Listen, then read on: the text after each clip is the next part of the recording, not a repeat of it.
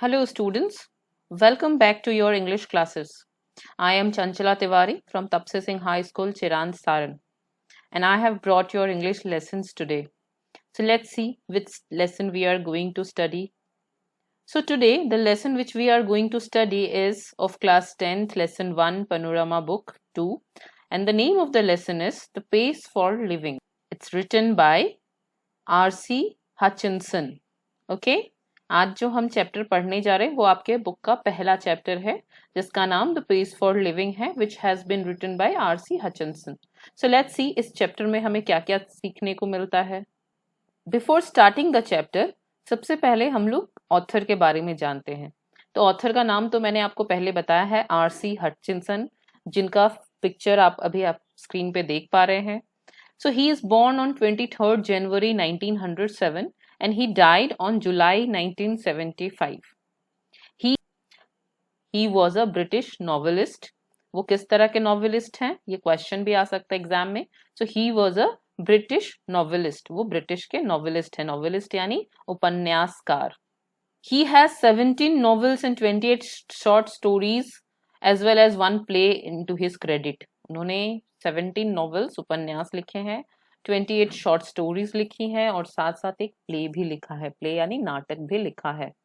और इनको क्यों जाना जाता है? He is been known for his exceptional flare for touching sensitive issues. जो संवेदनशील मुद्दा होता है समाज में, he is known for writing about all those things. Okay.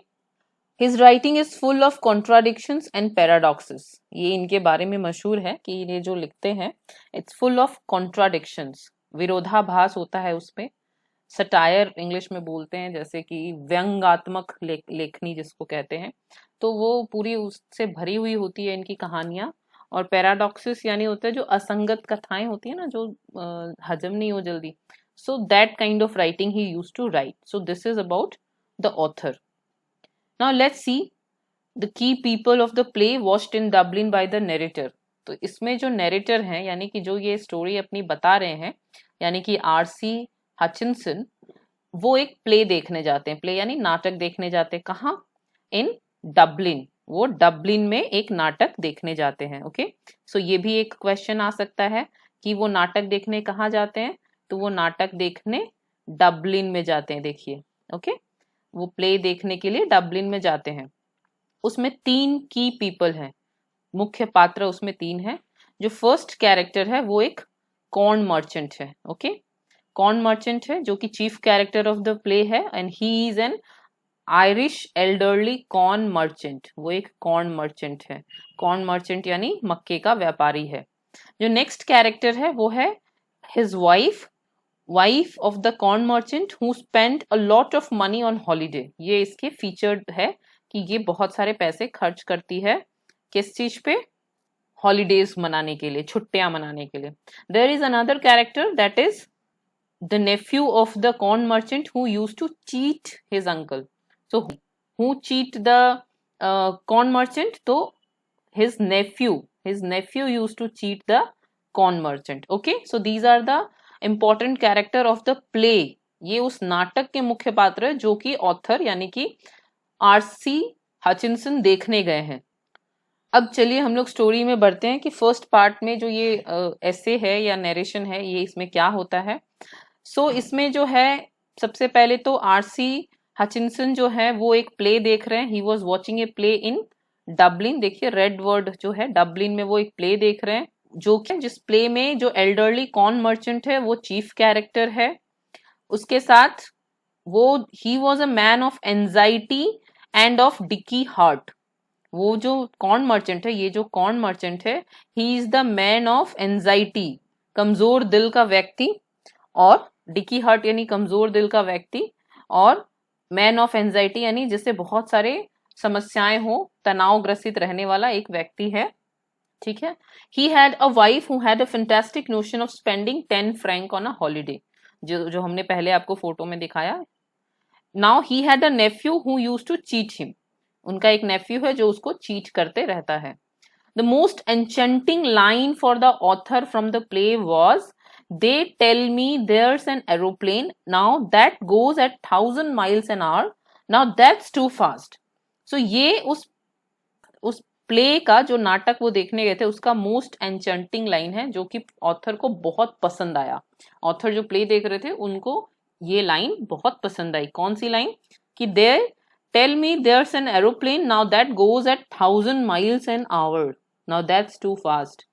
सो एक एरोप्लेन है जो 1000 माइल्स पर आवर की स्पीड में जाता है और वो बहुत तेज है, एंड दे वांट कि जो कॉर्न मर्चेंट है वो भी इसी स्पीड में लाइफ में भागे, which is very difficult for him to do.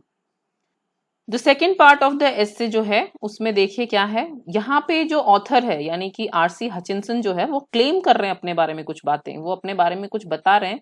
वो कह रहे हैं he enjoy fast driving provided he himself is driving. वो कहते हैं कि वो फास्ट ड्राइविंग एंजॉय करते हैं, लेकिन अगर वो खुद ड्राइव कर रहे हो तो।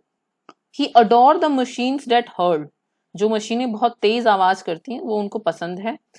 और क्या पसंद है उनको? He to dine in London and to lunch in New York. London में डाइन यानी डिनर करना, dine in London means London में डिनर करना, और लंच कहाँ करना है इनको? न्यूयॉर्क में। ये इनको पसंद है, यानी कि ये तो स्पीड से ही आगे बढ़ सकते हैं ना इस तरह के हवाई जहाज से अगर जाएंगे तो। ही स्पीक्स विथ प्रेजुडिसेस, वो बहुत सारी पूर्वाग्रहों से ग्रसित हैं। what he is claiming about himself, he belongs to the tribe of slow thinkers। ये भी वो अपने आप को क्लेम कर रहे हैं कि he belongs to the tribe of slow thinkers। वो अपने आप को स्लो थिंकर मान रहे हैं, यानी धीमा सोचने वाला व्यक्ति मान रहे हैं। साथ साथ he is also thinking that slow thinkers are terribly handicapped in getting a living। इनका मानना है कि जो स्लो थिंकर्स होते हैं यानी कि जो धीमी सोच के लोग होते हैं वो हैंडीकैप्ड होते हैं, विकलांग होते हैं। किस चीज में? जीवन को जीने के तरीके में। उनको पता नहीं होता है कि लाइफ को कैसे जीना चाहिए। सो इस पार्ट में ऑथर ने जो है वो अपने बारे में डिस्क्राइब किया, अपनी फैंटेसीज के बारे में डिस्क्राइब किया, his likings, his dislikings, speed of life and his idea about speed. This is what he has tried to explain in this part of the story. Okay, let's move to the next part. तो ये देखिए, ये कुछ pictures हैं जिसमें car और ये चल रहा था। Let's see what is there in the third part of the essay. तो इस पार्ट में बेसिकली जो है नैरेटर एविडेंस देना चाहते हैं, सबूत देना चाहते हैं। He want to prove that he is a slow thinker. वो प्रूफ करना चाहते हैं। कैसे प्रूफ कर रहे हैं? लेट्स सी कैसे प्रूफ कर रहे हैं। So he is proving it by saying that, यहाँ पे ये जो पिक्चर है आप इसमें ये फिल्म दिखाने की कोशिश की जा रही है। He went to watch a movie, वो एक फिल्म देखने गए हैं। He found himself in a hopeless fog, वो अपने आप को एक बहुत ही होपलेस से धुंध में महसूस करते हैं, इनको फिल्म समझ में नहीं आ रही है। He was annoying his wife by asking about the story of the movie, वो अपनी वाइफ को अनोइंग, अनोइंग यानी होता है परेशान करना, गुस्सा दिला रहे हैं बार बार ये पूछ करके कि फिल्म की स्टोरी में क्या हो रहा है। He was confused as he could not differentiate between the heroines of the movie and also confused about the story. So he was confused means confused यानी होता है वो परेशान है, उन्हें समझ नहीं आ रहा कि मूवी में हीरोइन कौन है, क्या कहानी चल रही है। सो ही इज कंफ्यूज्ड, वो विचलित हैं, वो परेशान हैं, उनको स्टोरी समझ नहीं आ रही है। And by saying all this things he want to prove himself to be a slow thinker. This is mainly he want to prove that he belongs to a tribe of slow thinkers. So what are the major takeaways from the chapters? यही आपके chapter की story है। तो इसमें main रूप से क्या क्या बातें हैं? The author started the essay with the play he watched in Dublin. Dublin में जो प्ले वो देख रहे थे वहां से शुरू हुई कहानी। The writer tried to explain his own agony by resembling the elderly corn merchant who play the chief character in the play. और वो अपने आप को रिजेंबल कर रहे हैं, यानी वो अपने आप खुद को वो स्लो थिंकर जो साबित करना चाहते थे। तो जो कॉर्न मर्चेंट था, जो खुद स्लो व्यक्ति था, उससे अपने आप को कंपेयर कर रहे हैं और अपनी परेशानियों को उसके थ्रू बता रहे हैं।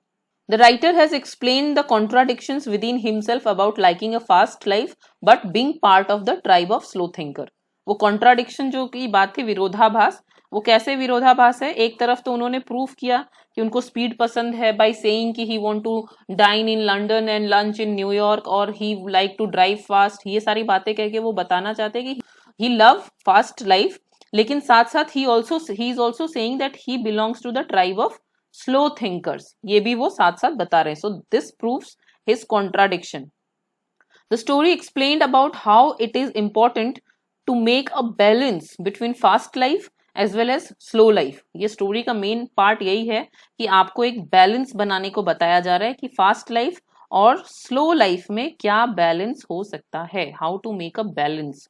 The slow thinkers have to go through several problems at the same time, they also enjoy every moment of life as our ancestors used to enjoy।